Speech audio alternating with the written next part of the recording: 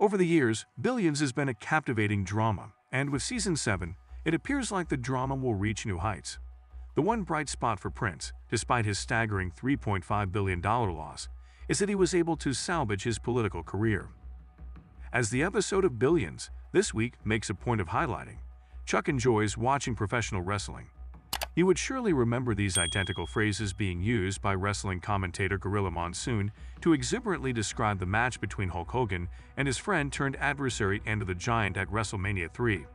In fact, during this same episode, Chuck's former ally, the Russian oligarch Grigor Andalov, makes specific mention to the match.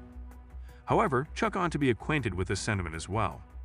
At the start of this week's episode, he is shown facing down his longtime foe, the millionaire Bobby Axelrod, who is on the run from a desolate Icelandic airport. Generally speaking, a collision happens when the immovable object and the irresistible force collide. This time, though, the encounter is scheduled in advance and is conducted with a degree of courtesy, and even honor that I didn't think either man was capable of. Either way, by the time the credits roll, neither of them has attempted to physically or verbally abuse the other. Actually, the absence of fireworks during Chuck and Bobby's big reunion is its best feature. The Aurora Borealis provides a breathtaking, brilliant green backdrop for their rendezvous, but that's about as theatrical as it gets. Instead of the bride finding Bill at last, they are just two respectful but enmity-filled guys trying to work out a little "I'll scratch your back, you scratch mine" scheming. On a reptile brain level, a brutal brawl could have been satisfying, but these are not lizard brain men for the most part. Either way, Bobby has discovered that he has a Grigor Andalov issue. Axe and Andalov are parties to an armaments transaction with Ukraine. Despite Axe's involvement in Andalov's expulsion from the US, he is troubled by the fact that Andalov is behaving against his own administration, which is not known for tolerating dissent, much less outright treason. However, the divorce action filed in New York against him does as well. Bobby is informed by Grigor that he will lose a lot of money if he cannot appear in person to challenge the case, and Bobby will perish if he does not consent to assist him. So, swallowing his pride, Axe contacts Chuck through Wendy, who he knows has the legal know-how to permit a wanted man, such as Andalov, to return to the United States. Chuck, for his part, believes that if it results in Axe owing him money, the transaction is worthwhile. Unfortunately, what works well for Axe and Andalov works poorly for pretty much everyone else as well, including Bob Sweeney, Attorney General Dade Maher of New York, Solicitor General Adam DiGiulio, and even the shady former Treasury Secretary Todd Kreko, who is funding Andalov's divorce with his hedge fund. This isn't the only thing he's doing with Andalov's ex, it turns out. What's the best way to appease these influential political figures? How is Chuck going to convince the Kremlin, which already believes that Andalov is playing for the opposing team, that he is both a good enough guy to pass customs and a bad enough guy to get a pop? Paul Levist, aka Hunter Hearst Helmsley, better known as Triple A, a former professional wrestler who is now the chief content officer and head of creative for the WWE, is the person Chuck goes to for assistance. Fans know Hunter, as Chuck nicknames him, to have a sharp mind for the industry. Who better to mentor the group on how to all emerge victorious? The kind of result that the more enlightened new Chuck Rhodes, at least, prefers.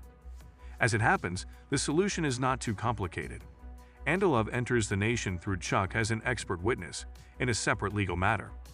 He gives in to the intimidating robber baron's threats to hurl Kreko from a rooftop if he doesn't cancel the divorce and quit scheming Grigor's ex-wife. After Chuck stages a dramatic arrest of him, Andalov stages an even more dramatic entrance, portraying himself as the most hilarious pro-Russian heel, the term used for villain in wrestling language, since Nikolai Volkov. The slimy Kreko lives to ooze another day. The American politicians seem good to their home audience, and Andalov looks good to his. Everyone is victorious.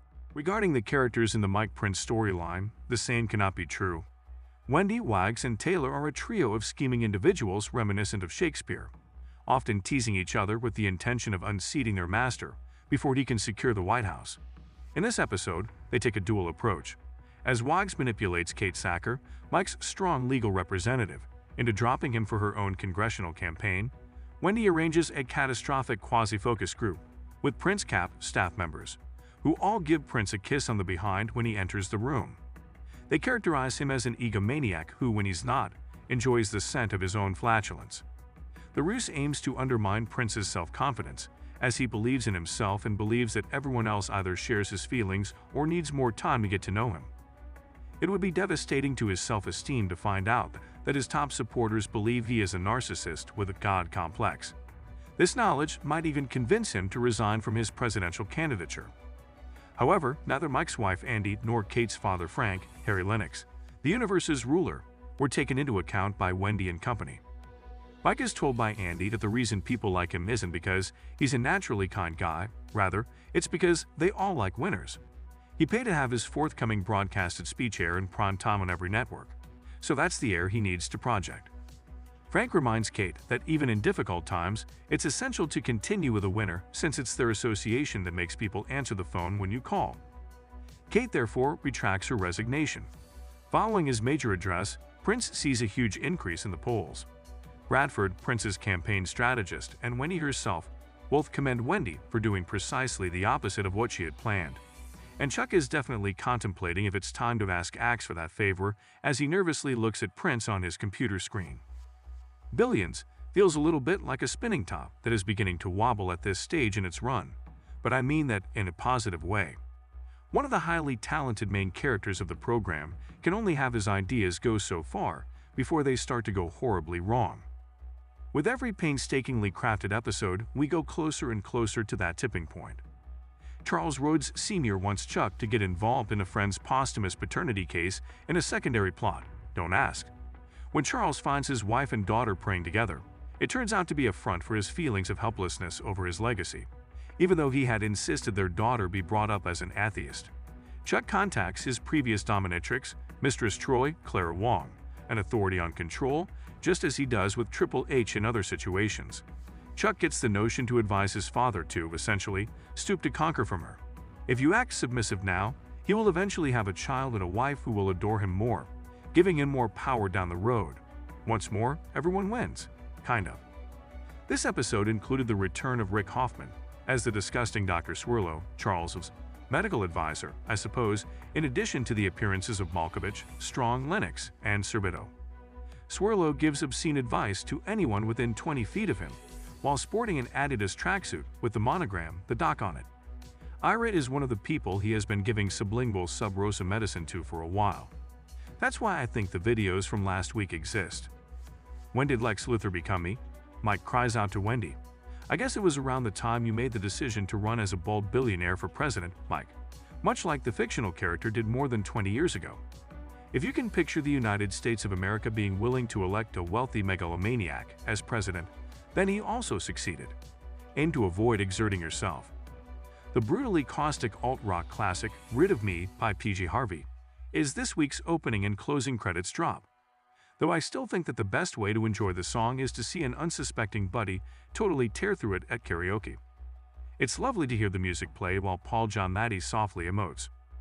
Yes, that was Ukraine's President Volodymyr Zelensky speaking with Axe, but you were right to assume he could have more important things to do than make a guest appearance on Billions. A Showtime representative verified that the episode had pre-existing footage of him edited in.